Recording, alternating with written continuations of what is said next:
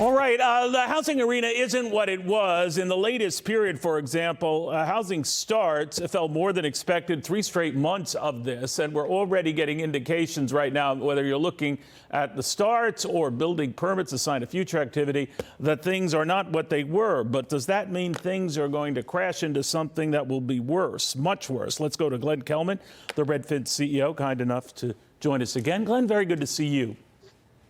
Good to see you, Neil. About what you're seeing.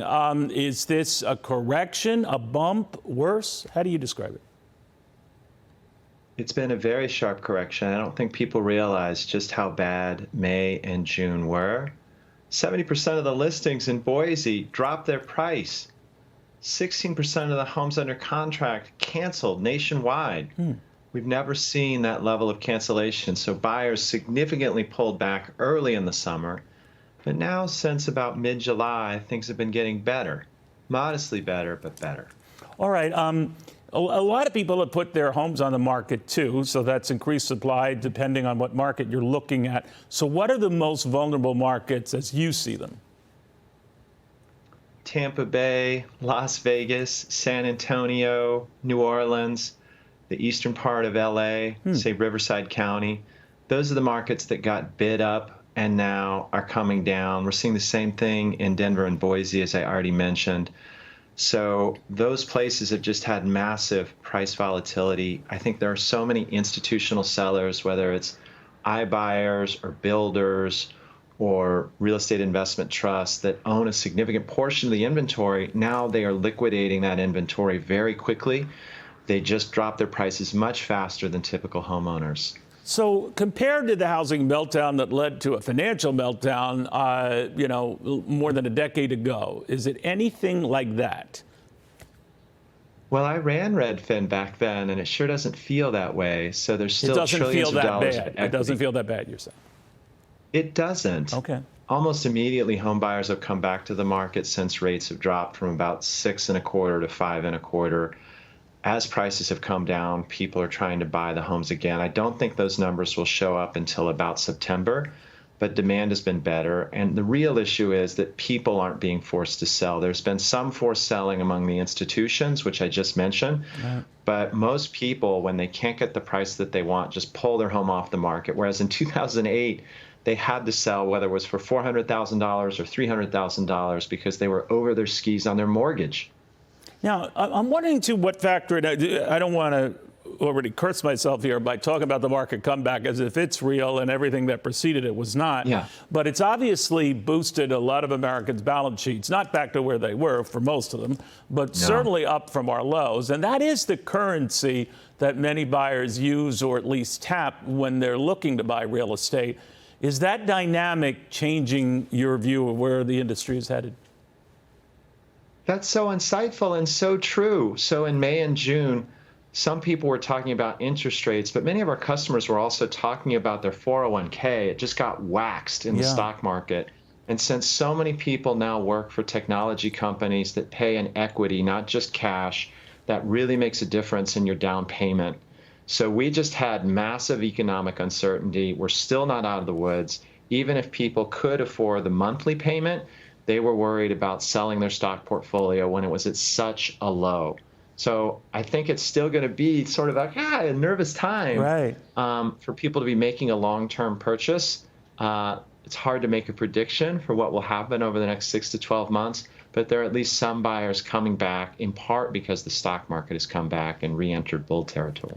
You know, Glenn, I'd like your thoughts on the rates that the Fed cannot control. It can control short-term rates and has been, hiking them substantially again and again and again.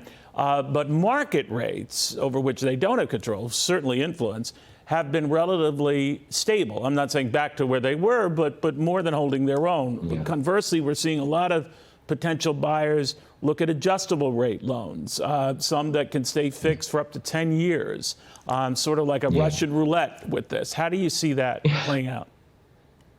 Yeah, well, the typical real estate agent pitch is to date the rate and marry the house. So you can refinance a couple years later, but if prices have come down 10 or 15% in some of these pandemic markets, it finally gives people an opportunity to get in.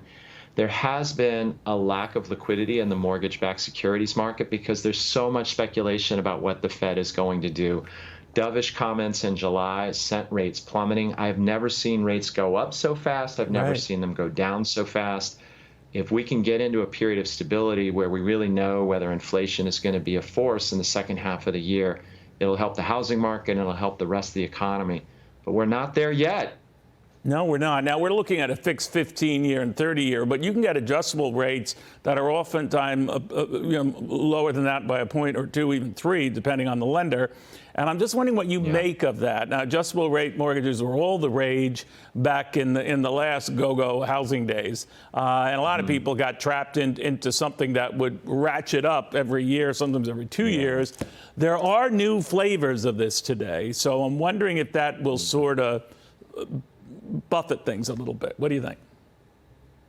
I think so. Obviously, I'm not giving anyone individual financial advice because if you can't afford a rate hike when the low rate expires, you should be careful. But credit reform has been significant in the aftermath of the great financial crisis. So the canonical story of the strawberry picker buying a McMansion in Central California just isn't happening anymore. The people who are buying houses right now have credit scores of 650 or 700 and long employment history. So I think they feel more confident with an adjustable rate mortgage because they're betting that 2 years from now, when they have to refinance, it'll actually be a better deal, not a worse deal. Do you think then we are over the worst of this, or there's some more sweating to come? I don't know, because it's really the overall economy. There is this great demand for housing right now. We are still seeing more relocation than ever because people can work remotely. There's also this demographic trend where millennials have come of home buying age. But there is a deep sense of uncertainty politically and economically in this country. And it's hard to say what 2023 is going to be like. If you know, send me a memo because I would love to know too. You know, Glenn, I talked to many in your industry. You know, you're, of course, a big cheese, a Redfin CEO. You always seem very, very calm. And I'm wondering, all right, so the guy doesn't have caffeine. That's a given. And he's also can keep his cool when all about him are losing theirs. But you have to admit, this must cause some sweaty brow days. Yeah. Yeah. I think what's hard is when your stock goes from $97 to $7 and then increases 50% again, the volatility drives your employees crazy. Indeed. You want a stable environment where people know how much they're going to earn, where they can really believe in the company. So a CEO will never say his stock is overpriced. Right. We only complain when our stock is underpriced, but actually the ups and the downs are equally bad for a company. And so I think what I really worry about isn't my own welfare. I've been doing this since 2006. I love my job. I just worry about the welfare of all the people who are working together to build Redfin into a great company. Yeah, but they're losing it, right? A lot of them are just saying, all right, we have a boss who's calm and cool, collected as all get at, but we are losing our shirts. Do they ever go back to say, boss, help me? Well, I think people know how much I care. I think the calm just comes from having done this for a while, but I love Redfin, and I feel ashamed of the fact that we had a layoff, and I work my tail off to make sure that we're never in that situation again. And so don't mistake calm for a lack of emotion or a lack of passion. This is my life's work, and I don't want to see it undone by a housing market correction or anything else. And I know that if I add fuel to the fire by freaking out, it doesn't help anybody. We still sell homes for more money, the lower fee. It's a good thing to do. Well, that's the difference between you and me. I try to just freak my workers out so that they're always on edge and always paranoid. So we'll see how that goes. But Glenn, it's always great catching up with you. Thanks. Bye, Neil.